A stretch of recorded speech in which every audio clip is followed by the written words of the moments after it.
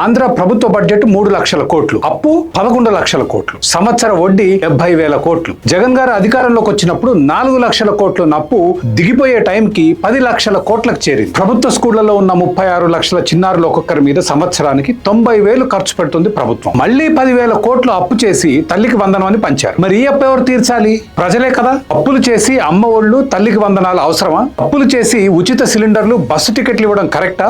అప్పులు చేసి 18 ఏళ్లు నిండిన ప్రతి మహిళకు డబ్బులు ఇచ్చే వ్యవస్థ ఎక్కడన్నా ఉందా? ప్రజలకు కావాల్సింది ఉపాధి, ఉచితం కాదు. ఉపాధి అవకాశాలు పెరగాలంటే కొత్త వ్యాపారాలు రావాలి. వాటి మీద పన్నుల భారం, చట్టాల భారం, లంచాల బెడద తగ్గాలి. నాణ్యమైన విద్యుత్తు తక్కువ ధరకు ఇవ్వాలి. పెట్రోల్, డీజిల్ ధరలు అతి తక్కువగా ఉండాలి. మౌలిక సదుపాయాలు కల్పించాలి. ఇవన్నీ సాధ్యం కావాలంటే ప్రభుత్వ ఉద్యోగుల ఖర్చు, ఉచితాల ఖర్చు తగ్గాలి. చివరిగా అప్పు చేసి పప్పు కూడా తినడం ఆపాలి. ఉన్న డబ్బుతో ఇల్లు చక్కబెట్టుకునే బ్యాలెన్స్ బడ్జెట్ కోసం రాజ్యాంగ సవరణ తేవాలి. ఈ డిమాండ్ ప్రజల నుంచి రావాలి.